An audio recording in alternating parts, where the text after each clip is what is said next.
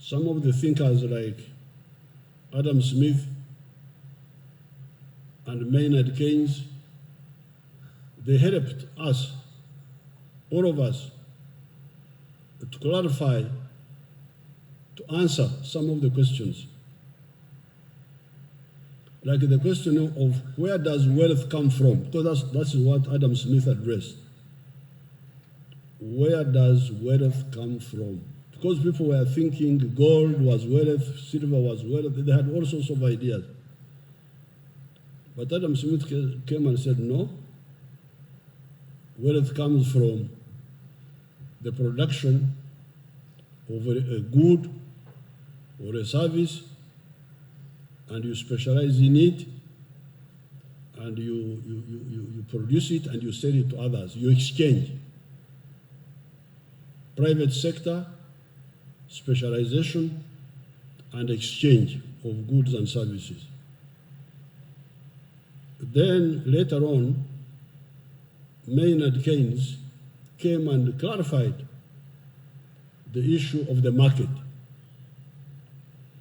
That if you produce something, but you don't get buyers, or you don't get enough buyers, your business will not succeed. That's why Maynard Keynes said that it is better to get people, make them dig a hole and fill it again, planting nothing, but pay them so that they have got purchasing power in their pocket and buy what is produced. So with all this information, we should really not be making new mistakes. Because the whole of the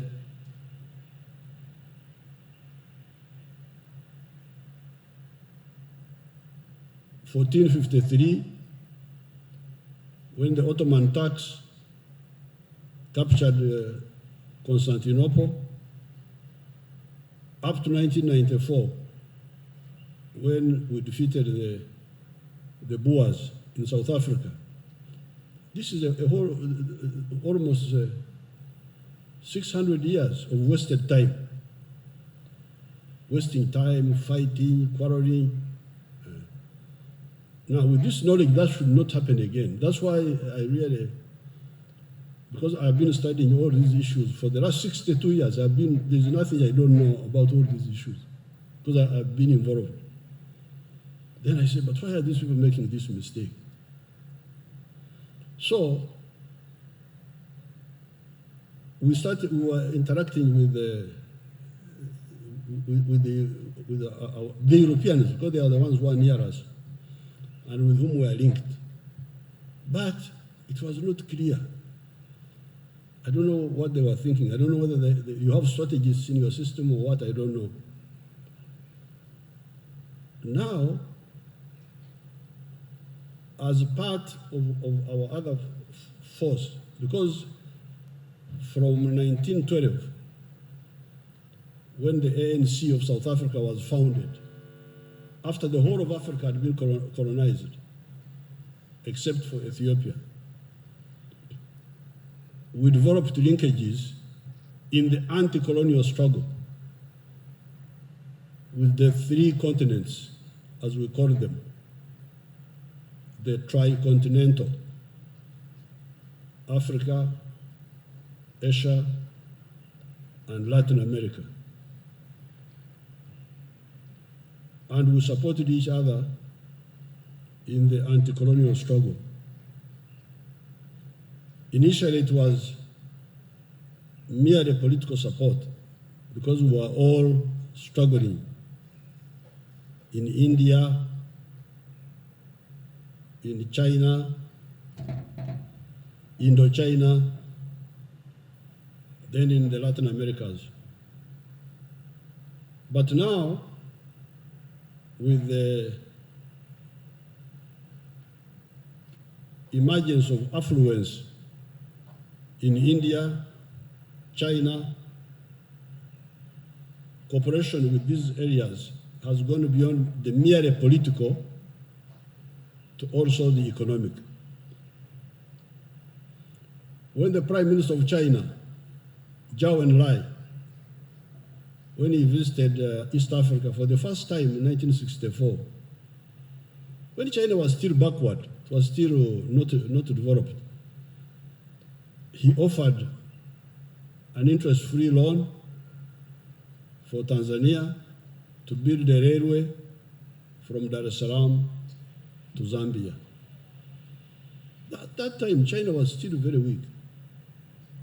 And that railway helped Zambia not to be blockaded by the white racist regimes of Portugal, South Africa, because they were surrounding Zambia.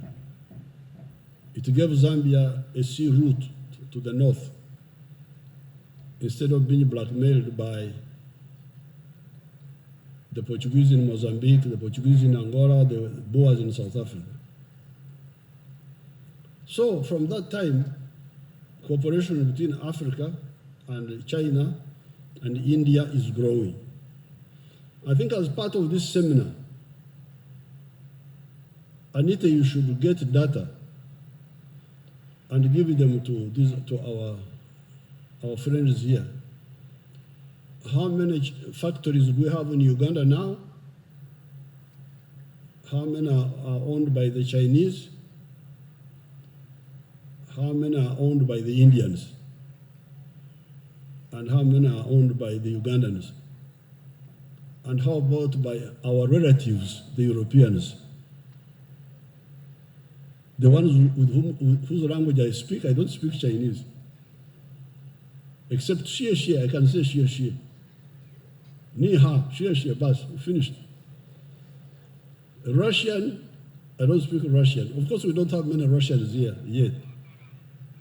But the Indians and the Chinese have been investing here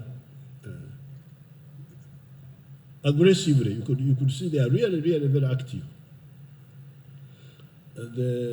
Therefore, I think really of course, Europe is not one country. There are these 27 countries. So sometimes coordinating 27 countries is not easy. But a country like the United States is one country, it's one authority. You wonder why they don't see the importance of this point. Like, for instance, the Chinese, what they have told their companies is that they have what they call China Export-Import Bank. I hear they tell their companies that you go to Africa or to maybe other parts of the world, but I have heard about Africa. And if you see a profit-making enterprise, come back, we shall give you the money. You go and invest, you will pay salary. Why can't Europe do this? Why can't Europe do this?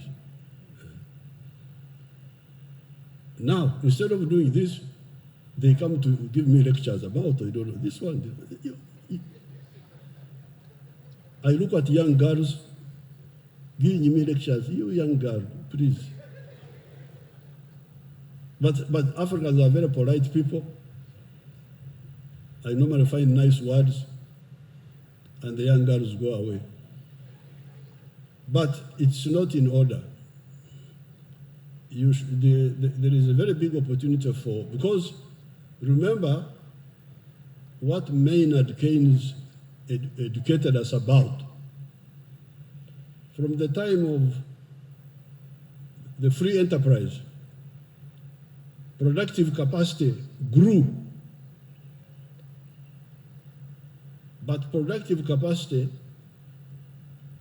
without enough aggregate demand produced the catastrophe of 1929, when you had the Great Depression, when the capitalist system collapsed. So that lesson is there.